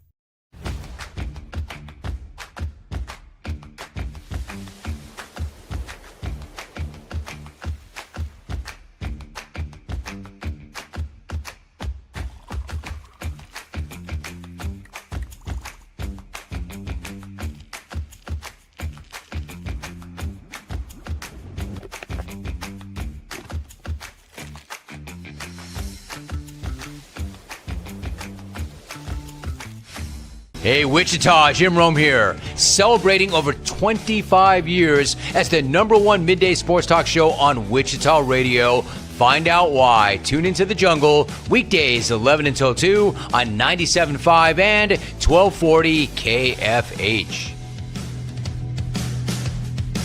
Mornings are busy. We're here to make your mornings better. We report the stories that affect you. 3 more hospital lies from contaminated apple juice just a day after the FDA issue a recall. We're here to make your mornings better. Closing east and westbound lanes of K96 for repairs. With 12 News, you're prepared for your whole day. Scattered thunderstorms across the state into the afternoon. Stay a step ahead with 12 News this morning on KWCH and KSCW.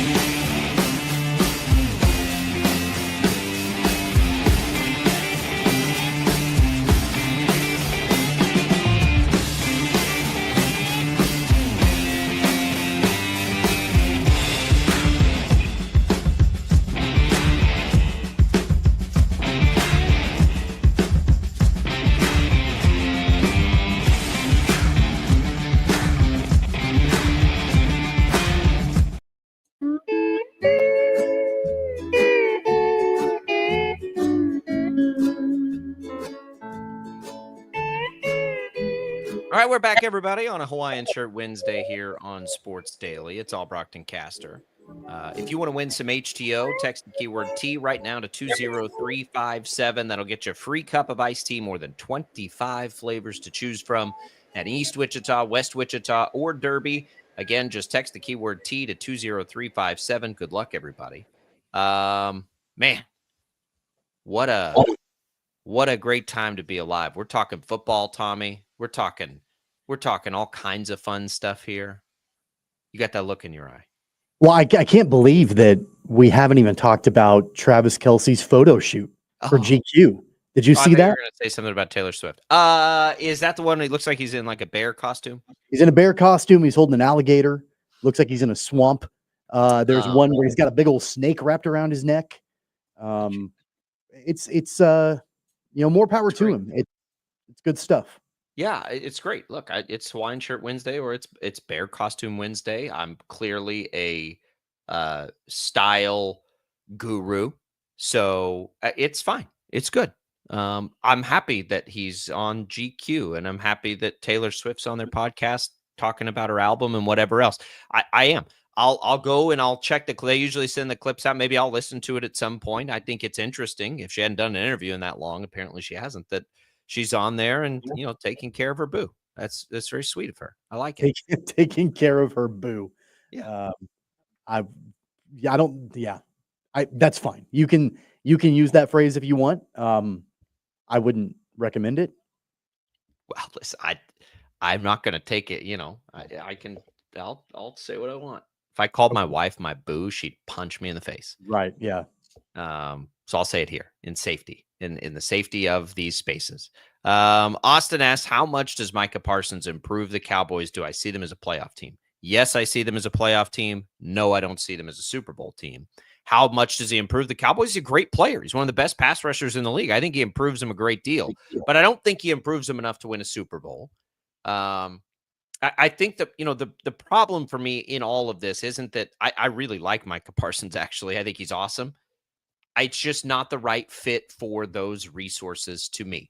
And you brought up a really good point with Dak Prescott. All those teams in common, when you asked about those edge rushers, one of those quarterbacks is getting paid premier money, and he's not even premier money. Brock Purdy's kind of, he did get his new deal, though. So he's getting paid, let's call it. And his new deal put him at looks about ninth, I think, in the league. You've got Aaron Rodgers, who's playing for $14 million this year, so that's kind of irrelevant. But when you look up and down the teams that are having to now pay their quarterbacks the big money, what's really funny, Tommy? The team that's up there? There's two. The Browns are paying Deshaun Watson that kind of money to not be their quarterback. And the other one is the Jaguars with Trevor Lawrence. You've got Josh Hines Allen is just under $30 million a year. I believe he's now number 6 on the list. So I do think there is a correlation. People talk about rookie quarterbacks and those little contracts and all that. You're not seeing success drawn into paying that position this top money, because most of the teams that are truly in contention are paying quarterbacks a huge number, including the Cowboys with Dak Prescott, who, by the way, are paying their quarterback more than any team in football. That's the correlation. It does not make sense to me for them to also, you're gonna be talking about $105 million of your cap space going to 2 players. And that is not a formula to win a Super Bowl. It's just not. And then if you threw in CeeDee Lamb, it's even worse.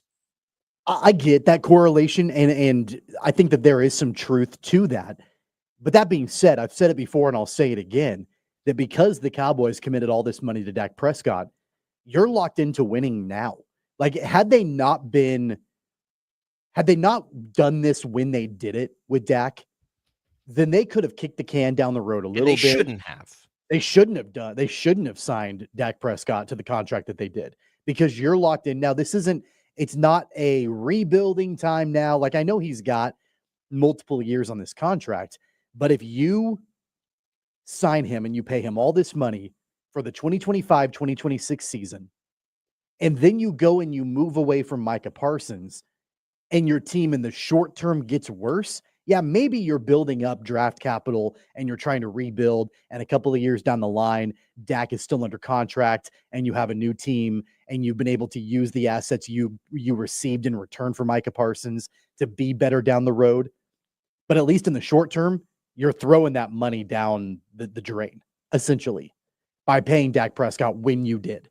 Yeah. And Well, so he was already on a big contract. I've said it before that whether or not it's the right decision competitively to re-sign Micah Parsons and give him the contract that he wants, whether or not competitively it's the right decision, the Cowboys have painted themselves into a corner where I feel like they kind of have to. Like, they kind of have to pay him. And I don't think they have to. It gets back to the question Austin asked. Does anybody think the Cowboys are going to win the Super Bowl this year? Do we see them as a Super Bowl contender? Anybody? No, crickets, right? They're not good enough yet. So if they're not good enough yet, Dak's not as old as people think he is. Like, if you're not good enough yet, then get better next year, right? Make yourself a Super Bowl contender. They're not good enough with Parsons. So if Parsons is going to command the money that you know hamstrings you further, then go get maximum value for him. I think he's going to just play out this year. Money away that you already paid Dak for this season. Well, but it's not. I'm not. They're not going to be bad this season. I mean, if you don't think they're going to win the Super Bowl, you could say they're throwing it away either way, right? I don't think Micah Parsons is going to put them over the edge to a Super Bowl. I do think that there's a much better chance if you gave a really good drafting team some extra high draft capital and more money to spend. Don't misunderstand. They don't spend their money well. But I'm saying the better chance for them with Dak Prescott as their quarterback to win a Super Bowl is to have 2 or 3 players and not one, and some free agency money to go see if they can find a running back, to get 3 or 4 more defensive players out there. Micah Parsons isn't going to cure this defense. It probably isn't going to be that good. Matt Eberflus is a really good defensive coordinator, so we'll see. But I think this is where the Cowboys are getting hung up the most. Like, you have to have a real... Now, Jerry Jones always thinks they're capable of winning the Super Bowl. And look, they're going to be better than they're getting. I've told you that, right? I've already think they're the most undervalued team in the win totals markets and all those things. Doesn't mean I think they're going to win a Super Bowl, but I think they're pretty good. But I don't think Micah Parsons is the difference between a Super Bowl or not. So give me 2 or 3 draft picks, some money in my pocket, and I think it's a better opportunity to get over the edge than to pay Micah Parsons $45 million a year. I think that we can have this hand-wringing and talking about what the Cowboys should do, shouldn't do. You know, they're going to re-sign him. Jerry Jones is not going to trade Micah Parsons. I would be absolutely floored if Micah Parsons is not playing for the Cowboys this season. I would be Jimmy floored. Johnson was behind the Herschel Walker trade. That's the one that old school Cowboys fans point at is a transcendent moment in the franchise's history. They had this opportunity with Walker and they took it, but that was a Jimmy Johnson thing. I understand where you're coming from. I don't even think I disagree with you. My opinion is they shouldn't do it. I think there's a better chance they sign him than don't sign him. I'm not sure I believe it comes this year because I think his value is at $45 million now, and I think it's going to be no higher than that at the end of the season. To me, there's no incentive for the Cowboys to do it now. They've already waited too long. So now you might as well just wait till the end of this year and see if he's healthy, see his production, and go from there. Like, what's Micah Parsons going to do? Walk away from $24 million and the chance to reach free agency? He's not going to do either of those things. He's going to play. So I'd rather him play for $24 million than $45. Yeah, I mean, I think that if you enjoy like thinking about numbers and contracts and working the salary cap and all of that, there is a phenomenal article that's out on ESPN.com from Bill Barnwell where he talks about the bungled contract negotiations from the Cowboys with Prescott, with CeeDee Lamb, with Micah Parsons, and what they could have done and the timing of different things. And had it been timed better, the amount of money they could have saved and all, like, nauseating. Dak Prescott, the Cowboys could have saved about $40 million. I'll give him a hall pass on Dak because Dak did have a contract. They already did it once, and he held out on him. The timing of it, I know that he held out and everything, but like that could have been, it could have been executed in a much better way. With the Micah Parsons deal, they could have signed him to a deal. They could have negotiated with him before the 2024 season, and they didn't. They just paid him in the final year of his rookie deal. They didn't do that. They just exercised the 5th-year option because they were too busy working with Prescott and Lamb. And had they actually prioritized Micah Parsons a year earlier, we wouldn't be in this situation right now. They didn't do it. They just exercised. And I get it. Like, they wanted to save money in the final year because they're tying up all this money with Dak and CD and all of that. But they didn't prioritize Micah Parsons a year ago. No, and it's ultimately going to cost them a significant amount of money. Had they negotiated with him a season earlier, they probably would have saved quite a bit of money. Jerry Jones is good at some things as an owner. The worst thing he is as an owner is a contract navigator, to me, in my opinion. That's of all the things, that's the thing he's the worst at.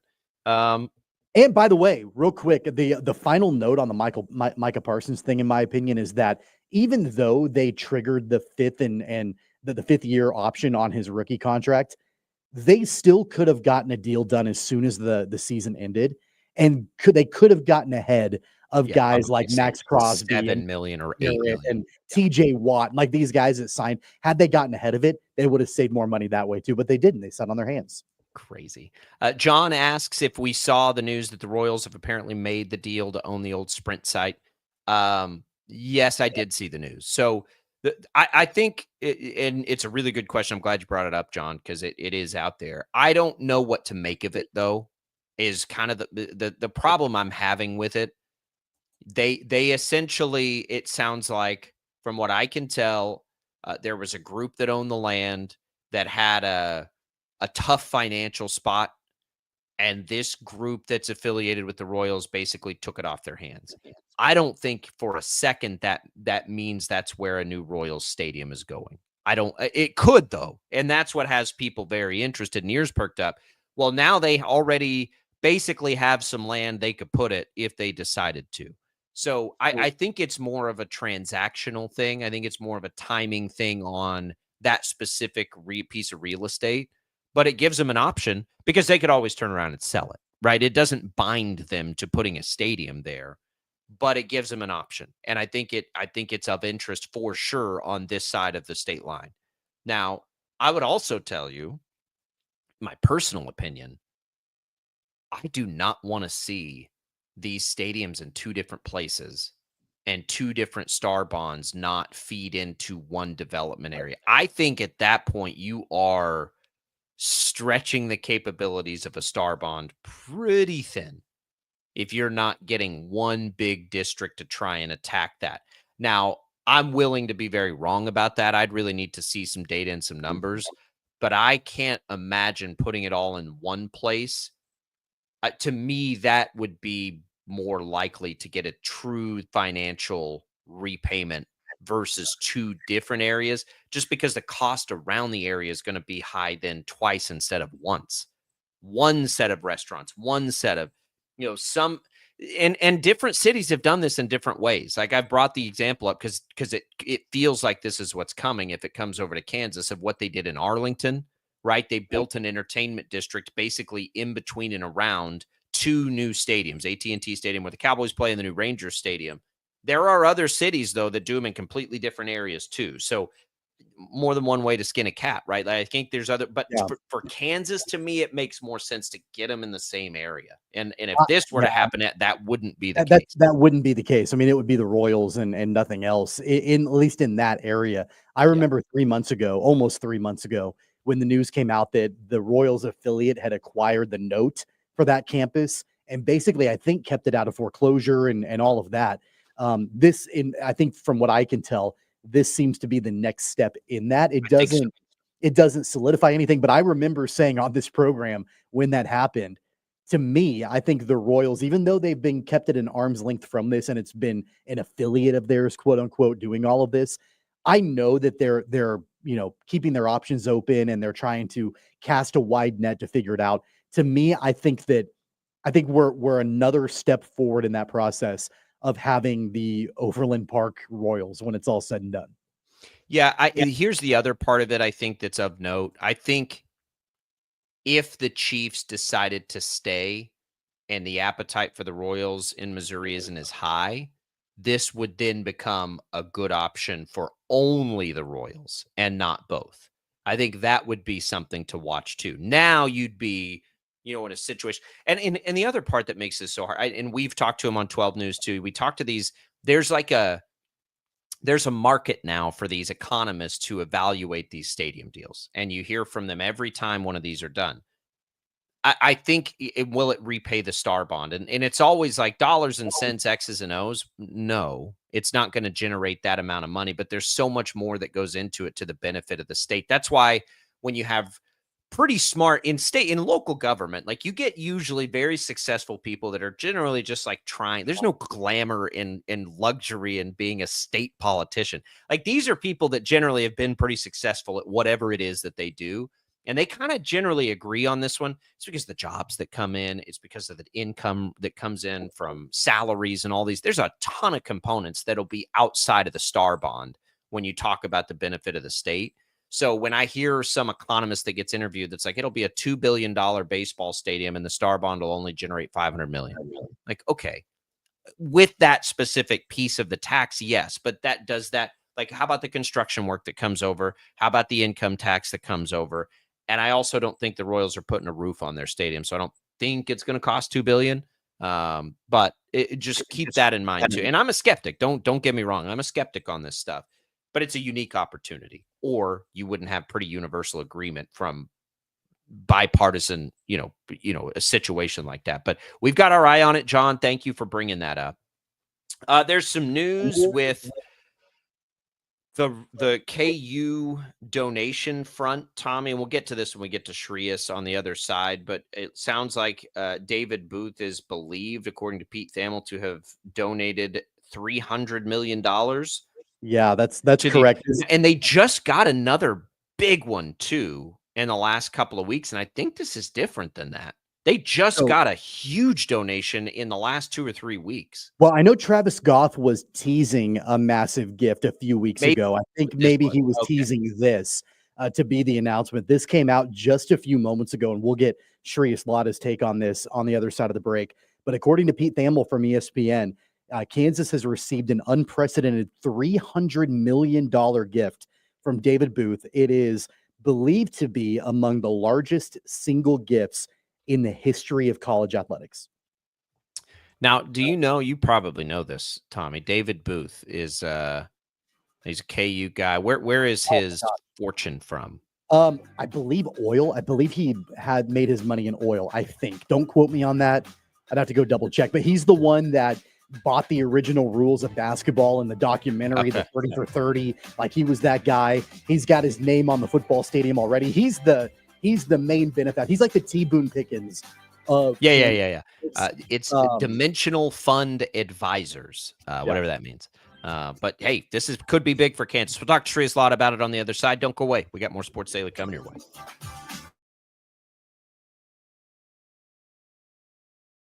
Lightning, hail, tornadoes, flooding. It's the worst of severe weather, and it's coming. Spring brings warmer temperatures, but also dangerous weather conditions. Stay up to date day or night with the Storm Team 12 weather app. You'll get accurate forecasts so you can plan ahead and stay safe, no matter the weather. Download the Storm Team 12 weather app, brought to you by Stutzman's Greenhouse. The future of television has arrived.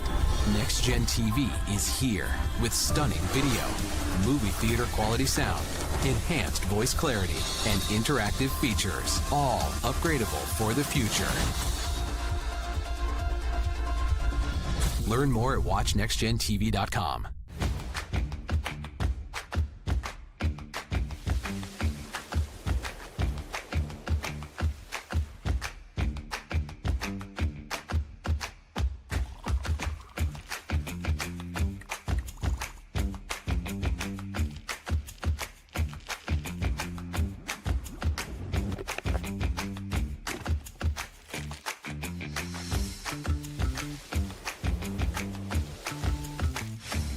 canvas of our imagination. They tell a story. Clouds affect the events of your day.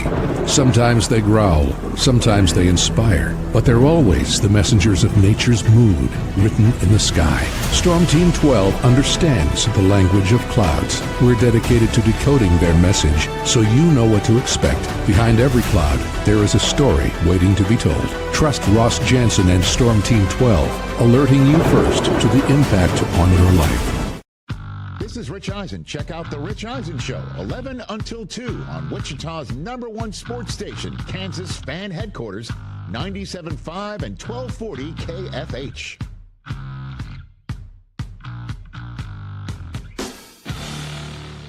Odyssey is one of the most influential audio and entertainment brands in the nation. You already know Odyssey's iconic local radio brands in Wichita. But did you know Odyssey has the country's best collection of music, news, and sports brands? Odyssey is also a premium podcast creator, major event producer, and digital innovator. Odyssey brings people together across the country and right here in Wichita. Odyssey also delivers meaningful radio and digital audio results. Find out our story and impact at odysseyinc.com/Wichita. Make yourself known now. 310-1 in traffic pursuit. Oh my God, here. Investigate TV Plus begins with real people. We investigate stories that impact you. And inspire change every day. Something is broken. Real problems. Why are they hiding it? And real solutions. My daughter was dying in front of me. What was your reaction when he said that? Investigate TV Plus, weekdays at 3:30 p.m. on KWCH.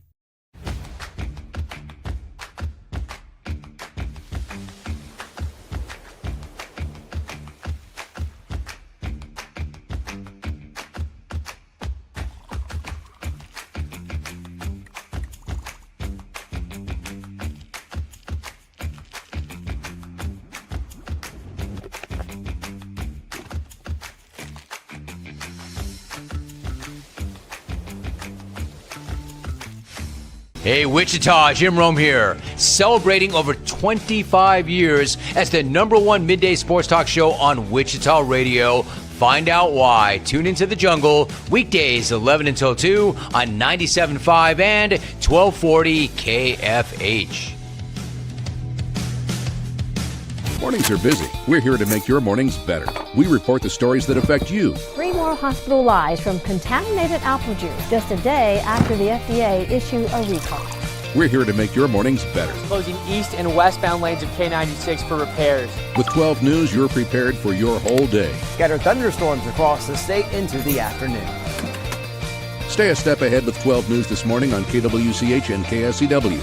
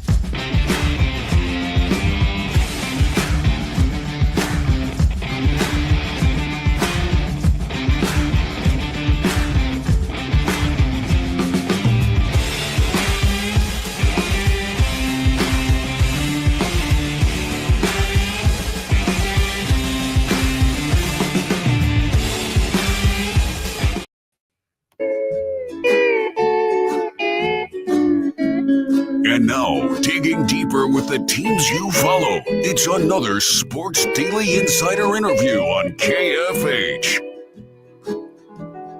And welcome in. It is another insider interview with our KU Insider Shreyas Laddha. And I see that Shreyas forgot his Hawaiian shirt again today.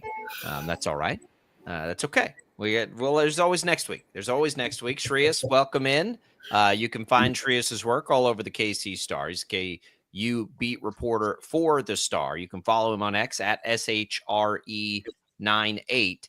Shreyas, it is football time. I mean, we've got a game next weekend. I still am having a hard time wrapping my head around that. KU's 12.5-point favorite. Some of us have been looking ahead to those kinds of things. So expected to do fairly well against Fresno State. What have you seen from practice, and what are your early takeaways and expectations here for KU? Yeah, I'm excited for the season to start. I think there's going to be a lot of question marks that I have on the defensive side of the ball. I think the big thing for me is how good is the secondary. Obviously, they have to replace Kobe and Melo, guys who were all Big 12 level players. I think that's the biggest question to me, is how good the secondary is. And another question is Jalen Daniels what he looked like in the second half of last season? It seems like he's gotten the chance to work out with receivers a lot more this year. He had the knee surgery in February, but, he brought in a lot of the receiving room to California to work out with them for a couple of days back in July. And Lance Leipold has gushed about him and how well he's looked at camp. So I think there's some optimism there that, there won't be another kind of a slow start from him like there was last year. I'm excited to see what the new look wide receiver room looks like. We've heard a lot about guys like Emmanuel Henderson, Canty, Cam Pickett, etc. I want to see if the hype is warranted and worth it. And obviously the running back room is going to be fun to watch because Highshaw and Williams are not Devin Neal, but let's see if they can do 80 or 90% of what Devin Neal gave Kansas the last couple of years. There's a lot of questions I have for this team just because it's a new team, but I feel optimistic if I'm a KU fan, that they're in a good shot to be a bowl team if things don't go terribly awry like they did last year. I think one of the things I'm most interested in keeping an eye on, and you mentioned his name a moment ago, and that's Daniel Highshaw. He has been a bulldozer in his time in a Jayhawks uniform, but the knock on him has been his inability to stay fully healthy. I think because of the way that he runs and just bulldozes over everybody. What do you think it's going to take for him to? I know you said 80 or 90% of what Devin Neal can do, but it's kind of, I would imagine he's running back one, right? Like, what's it going to take for him to be able to have success this year? Yeah, obviously the offensive line is a little new look offensive line. There's still positions kind of being fought over, like right tackle, guard, etc. I think those things are important. But, one thing with Kansas is no matter who they seem to bring in the offensive line, after the first few weeks, they look like they've been playing together for a long time. Last year, we saw that. So I think that's going to be a big thing in Highshaw's success is the offensive line being, kind of fully gelling together and going from there. But he needs to stay healthy. Like you said, we've seen him, what he can offer. He's a bulldozer. I expect him to be RB1 for Kansas this year. I expect him to be the guy who gets majority of the carries. But I don't think it'll be like, what Devin Neal was getting, I think it'll be a little less than that. And I think it'll be a little more even out because LaShawn Williams is a good back as well, but because they know Daniel Highshaw's health is a concern. And they're just, obviously Devin Neal and Highshaw are very different backs. But you're hoping, you can get a 800 plus yard season out of Highshaw, and some chances to catch the ball out of the backfield as a screener or be good blocker as well. I think he is going to be probably given the most opportunities ever been gotten or had the chance to have at Kansas since he arrived. Should we all be buying into the Emmanuel Henderson hype, Shreyas?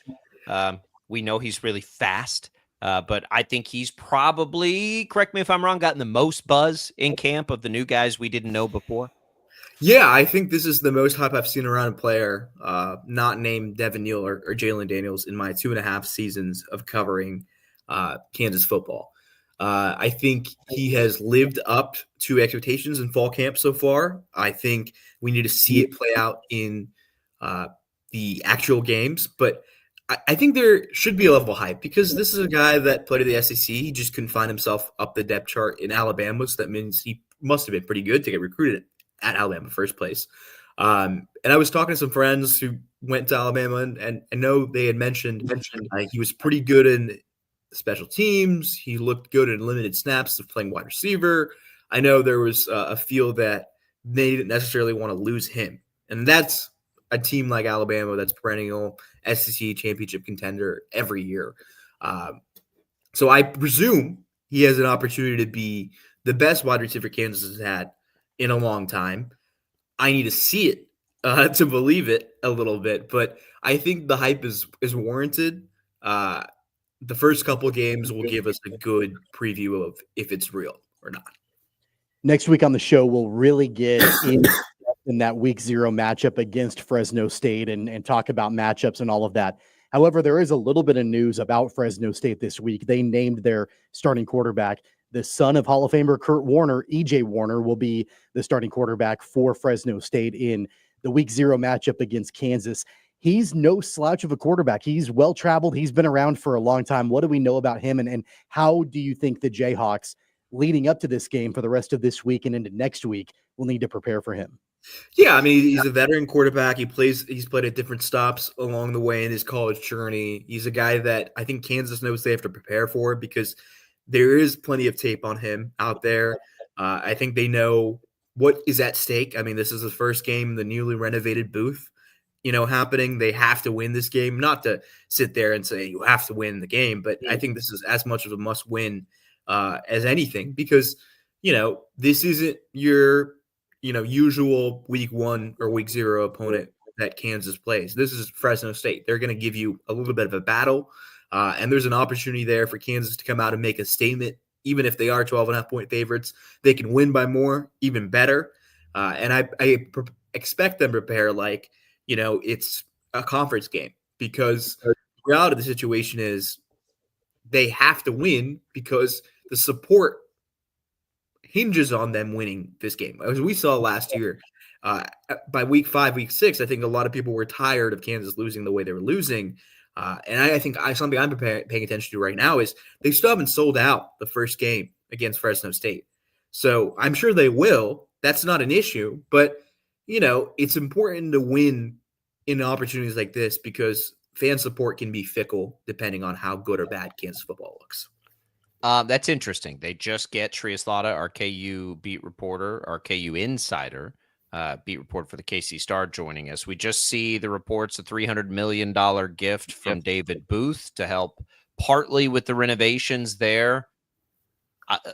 I think it's obviously significant. We've seen some of the things happening around the country. We've seen what's happened at Texas Tech, for instance, this offseason. This could be a big benefit to the program and at least fill the coffers to make sure they're where they need to be with the salary cap, I would assume, for a little while. No, absolutely. I think this is a humongous donation. I had a feeling a donation was coming. I didn't think it'd be $300 million, but I think this is huge. This is something that a lot of people, if there was fear of phase 2 not starting after the season, it probably assuages those fears a little bit. And I think it's big to get it from David Booth, the guy whose name is attached to everything, it seems like, in Kansas athletics, because that shows the, confidence he has in KU football, the confidence he has in KU athletics. And it's exactly what I think Kansas needed to kind of show out there and show the, season ticket holders, show the fans that come to games that, hey, our biggest donor is giving us $300 million. You guys don't have to give us that, but maybe you can give us a little bit to donate to make the new stadium phase 2 happen after the season and everything else surrounding it. Yeah, I had another main thought. I mean, first thought was, this should help complete the entire project because I think people forget it's not done. Like, they only did phase 1 of the renovated booth. And so this should help complete it. But then number 2, my other major thought was, what a win for Travis Goff. And I think that it shows David Booth as the main prime donor for this university's athletic department, how much faith he has in the guy leading athletics. And that's obviously Travis Goff. No, 100%. Travis has done a tremendous job in that sense of, getting money raised, picking the right coaches. There hasn't been a lot of missteps in Travis's tenure, and, that's commendable and props to him for that. And, I've had great relationship with him. He's always given me the opportunity to kind of talk to him when I've had questions. So I always appreciate that transparency as a reporter. It's an interesting time. They have never needed the money in different places more than right now. I can't imagine how relieving that is. I don't know how long that lasts or how far that stretches, but we'll see. Shreyas, any other news we need to know about on the basketball front? Things have been quiet there. It's a quiet time of the year. Yeah, nothing new on the basketball front. I think the players coming to campus Monday and back for, really this weekend to come back for school and get back to the groove of things. We're getting ready for Lawrence to be filled up again and excited for football season to start and get in the groove of things. We all are. Shreyas Laddha, our KU Insider. You'll find all his work at the KC Star. Get acclimated. Here we go. Next week, we will be in like official game preview mode. And then we go. And we go at that point. Can't wait. Absolutely. Thanks for having me, guys. There goes Shreyas Laddha. Tommy, we're here. We're here. Yeah. Could you imagine in all the turmoil and uncertainty of the changes in college athletics, just knowing you got $300 million in the coffers to just to get you by? Yeah. Well, and again, I think people like that. I think they forget that the project is not done. There's still, it's the east side of the stadium. It's still the original and all the stuff around it. Memorial Stadium. Like that's all the same. And so that hasn't been renovated yet. And they're going to need money in the coffers to be able to get that done in the entire Gateway District. I think you cannot overstate how good of a job Travis Goff has done as athletic director at Kansas. And it's a far cry in comparison to the laughingstock of athletic director that the Jayhawks had in Jeff Long prior to Travis Goff and all of the drama and controversy and the Les Miles turmoil. I mean, you could say the same thing about Lance Leipold too, but what Travis Goff has done in elevating Kansas athletics in his tenure, I think this shows the level of faith that a guy like David Booth has in Travis Goff. He's let Bill Self handle basketball, which is great. And he's focused on football and he's kept Lance Leipold and all these things, which has been great too. I agree. All right, we'll come back. We got a little more Sports Daily. Don't go away.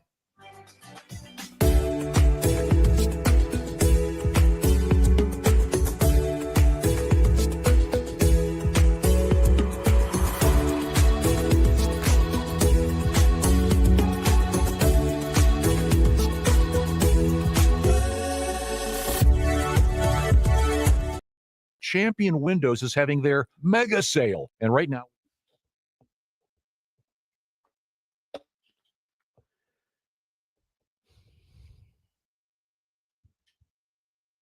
all right. Let me know when you're ready, Max.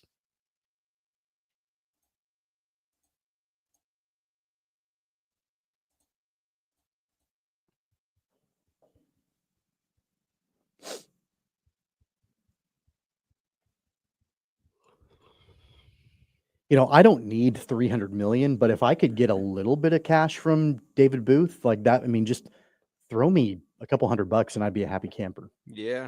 Buy me a beer. Exactly. Well, you can pound it down anytime you want. Okay. Here we go. That's what she said. In 3, 2, 1.